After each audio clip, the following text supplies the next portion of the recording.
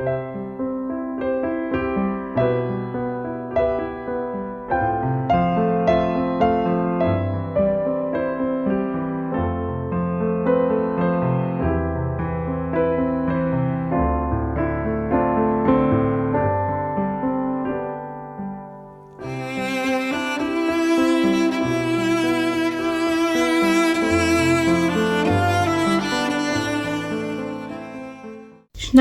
תשפ"ה 2024 היא השנה ה-29 להירצחו של ראש הממשלה יצחק רבין זיכרונו לברכה, ועלינו, תלמידי עוד שחקים, מוטלת האחריות להמשיך לזכור לספר את סיפורו של רבין זיכרונו לברכה, למען הדורות הבאים, למען ישראל.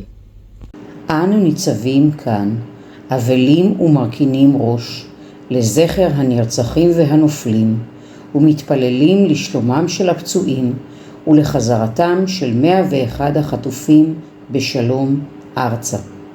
מלחמת חרבות ברזל מזכירה לכולנו כי טרם הסתיימה המערכה על קיומה וביטחונה של המדינה. אנו מבקשים להזכיר לכולנו שוב שכוחנו באחדותנו. בימים אלה, ימים של אובדן וכאב, של בלבול והתפכחות, של מלחמת עיקשת נוספת על עתידה של מדינת ישראל. ימים אלה יותר מתמיד, סיפורו של רבין הוא הסיפור של כולנו. הנער הג'ינג'י בחולות תל אביב הוא אנחנו. המפקד הצעיר של צבא יחפים בפלמ"ח הוא אנחנו. המנצח בששת הימים הוא אנחנו. ביצחק רבין הייתה הנחישות של הרץ למרחקים ארוכים. הלוחם שזוכר את כל הנופלים בכל שדות הקרב שלנו. רבין, שבכל חייו הבוגרים היו שירות, חלם להביא שלום עוד בחייו. האיש שסיפור חייו ומותו חובק בתוכו את סיפורו של העם היהודי. יצחק רבין, שנרצח על משמרתו בכיכר מלאכי ישראל, מוקף תרועות, אהבה, פרחים ותקווה. זה האיש שנצרב בזיכרוננו, ושם יישאר לעד. צוות עוד שחקים, תלמידים יקרים. גם אם אין רואים עין בעין, גם אם יש חילוקי דעות, ובלבד שהם אינם בבחינת יהרג ובל יעבור, גם אם יש הבדלים וניואנסים, טוב וחשוב להתווכח, אבל גם לחרוק שיניים, לנשוך שפתיים ולהמשיך יחד כדי להגיע למטרה המשותפת. אלו הם דבריו של יצחק רבין זיכרונו לברכה.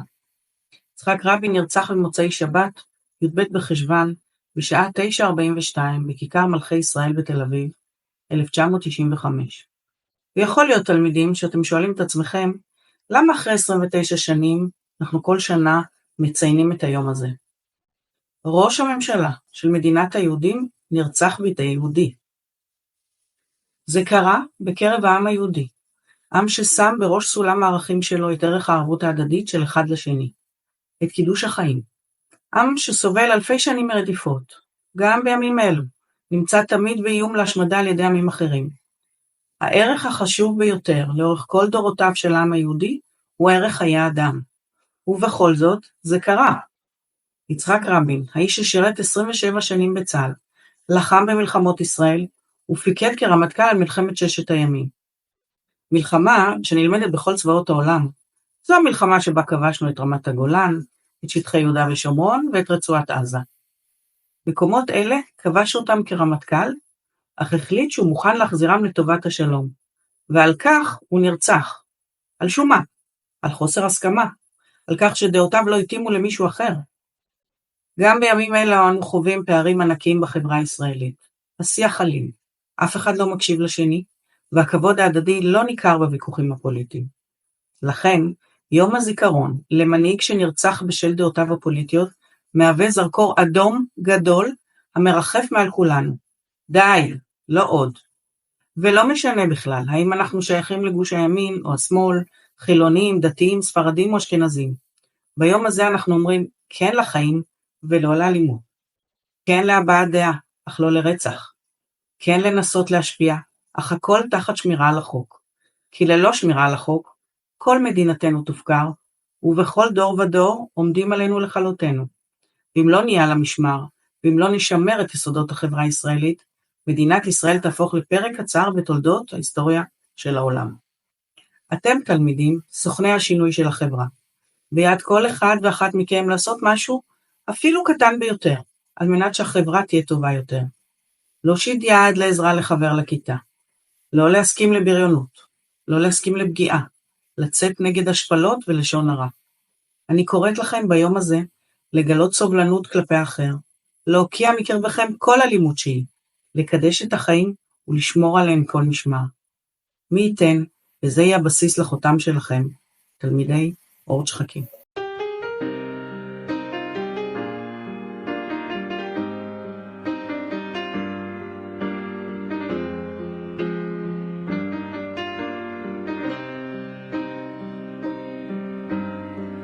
אין ספור שבילים ויציאה, רושם בתוך יומן מסע,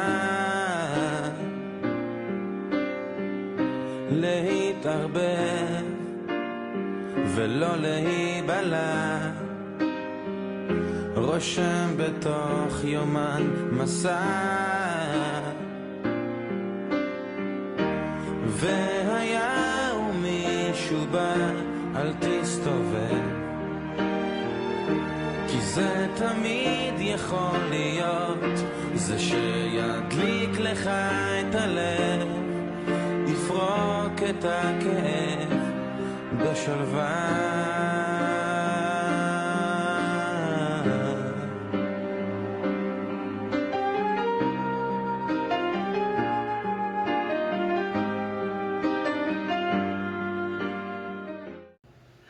שלום, היום אנו מציינים את יום השנה ה-29 להירצחו של ראש ממשלת ישראל, מר יצחק רבין, זכרו לברכה. הימים ההם היו ימים קשים בחברה הישראלית, ימים של ויכוח, של הסתה, של הפגנות רבות, כמה מוכר וכמה ידוע, גם היום, 29 שנה אחרי. אני מתחברת רגע לדברים של יצחק רבין, שהיה רמטכ"ל במדינת ישראל, שר ביטחון וראש ממשלה, בערב הירצחו, הוא נשא נאום בכיכר מלכי ישראל, ככה קראו אז לכיכר רבין, ואמר את הדברים הבאים. תמיד האמנתי כי מרבית העם רוצה בשלום, מוכן ליטול סיכול לשלום, ואתם כאן בהתייצבותכם בעצרת זו מוכיחים זאת, יחד עם רבים אחרים שלא הגיעו לכאן, שהעם באמת רוצה בשלום ומתנגד לאלימות. אלימות היא כרסום יסוד הדמוקרטיה הישראלית. יש לגנות אותה, להוקיע אותה ולבודד אותה. זו לא דרכה של מדינת ישראל. בדמוקרטיה יכולות להיות מחלוקות, אך ההכרעה תהיה בבחירות דמוקרטיות. גם היום, 29 שנה אחרי, הדברים האלה כל כך נכונים וכל כך מדויקים. גם היום החברה הישראלית כועסת, רבה ומפגינה. החובה הדמוקרטית שלנו היא להביע את הדעה השונה. מה שאסור הוא לשלול מהאדם את הזכות שיש לו לחיים, לחופש ולהבעת דעתו בצורה חופשית. זה נכון לגבי יצחק רבין אז, אך גם כאן היום. אני רוצה לסיים את דבריי במזמור מספר תהילים, פרק ל"ד, פסוקים 13-14. מי האיש החפץ חיים, אוהב ימים לראות טוב. נצור לשונך מרע, ושפתך מדבר מרמה. סור מרע ועשה טוב. בקש שלום ורדפהו. תהא נשמתו של יצחק רבין צרורה בצרור החיים. שלום לכולם, תלמידים יקרים. אני נמצא בלב ליבו של הגליל התחתון, בשביל לזכרו של יצחק רבין, שלאורכו יש אנדרטאות שמציינות את תחנות חייו, ואנחנו נמצאים פה באנדרטה שבעצם מספרת את סיפור הירצחו, ולכבוד יום השנה להירצחו, יזכור אלוהים את נשמת יצחק בן רוזה ונחמיה רבין, מנהיג ומצביא, מדינאי, חולם ומגשים, אשר נקטף בכדורי מרצח בין עמנו. נזכור את הרעות אשר ליוותה את דמותו, דמות החייל והמפקד, שר צבאות ישראל. נזכור את הלוחם אשר ייחל היום שבו יוכל עמו לחטט את חרבו למזמרה, לשבת תחת גפנו וטענתו ואין מחריד, וליהנות מפירות התקומה והשלום. נזכור את המנהיג והמדינאי אשר הקדיש את חייו לעם ישראל ומדינתו ונרצח בעת שירותו. יזכור עם ישראל את ראש ממשלת ישראל, רב אלוף יצחק רבין, זכרונו לברכה, וינצור את דבר ירצחו. יזכיל ישראל, ויתאבל על חזון ומעש אשר חדלו. ויהי זכר האיש אות ומופת, וזכר ירצחו לקח לדורות.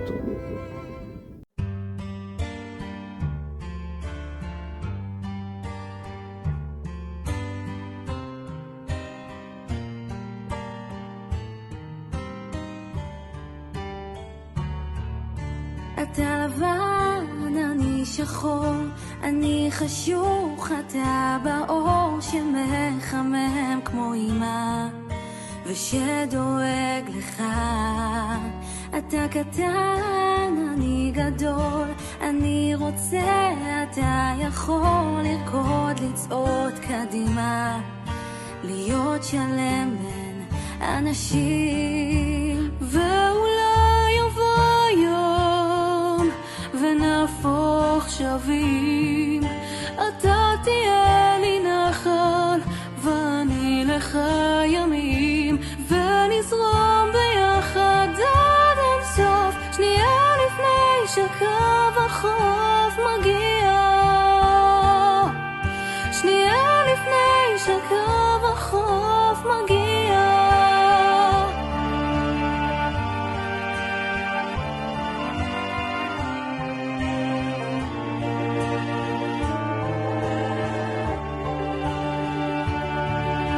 אני בוכה, אתה צועק, אני טועה, אתה צודק, זאת הצגה שלנו, ואין קהל ואין במה, אולי נשב ננוח, אתה, אני, וגם תחוף הרוח, ויעברו כל השנים.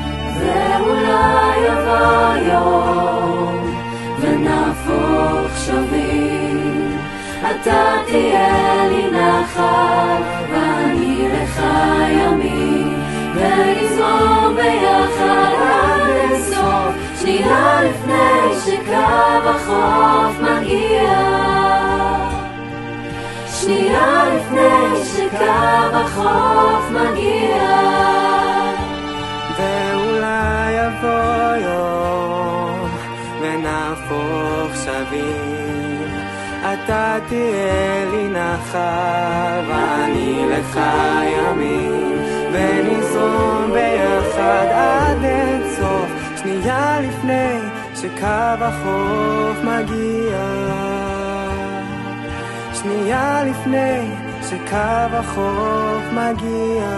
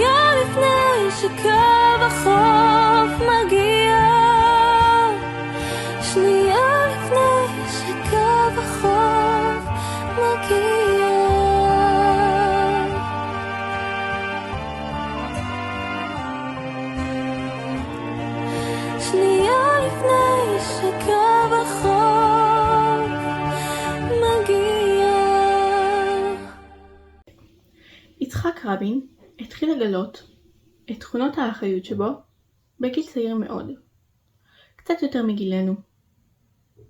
רבין הוא אחד הדמויות שמייצגות דור שקיבל על עצמו אחריות ומנהיגות, דור מקימי מדינת ישראל ומעצביה, דור שהקדיש חייו להקמת המדינה. רבין היה תלמיד מצטיין בבית הספר כדורי, וחלם להיות מהנדס מים.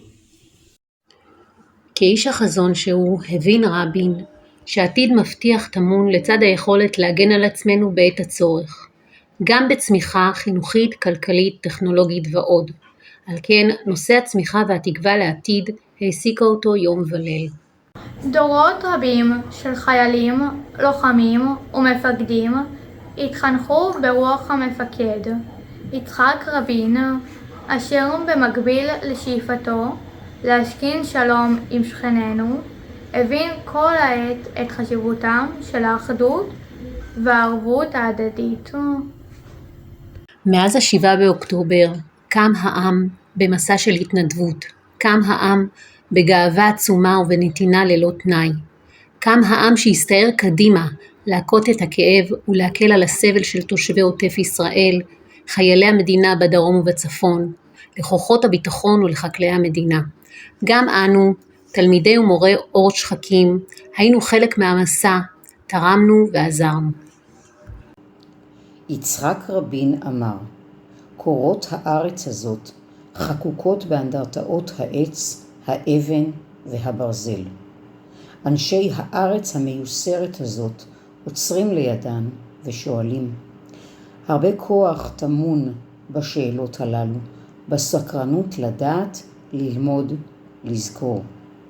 הזיכרון החצוב באנדרטאות נע איתנו ממקום למקום, מזירת קרב אחת לאחרת, ממלחמה למלחמה, כמו מרוץ שליחים, ההולך על פני הארץ כולה, ומעביר את מקל הקרבות מאחד לרעהו. הספר הזה עוצר בין דפיו את סיפורה של המלחמה על ארץ ישראל, וזהו גם סיפור חיינו שלנו. עם ישראל, עם יצר וחדוות החיים. עם ישראל הוא עם הנצח, ואנחנו ננצח. שכולנו ביחד לתקווה אין גבול. כל עוד בלבב בנימה נפש יהודי הומייה ולפתי מזרח קדימה עין לציון צופיה עוד לא אבדה תקוותנו התקווה בת שנות 2000 להיות עם חופשי בארצנו ארץ ציון וירושלים להיות עם חופשי בארצנו ארץ ציון וירושלים.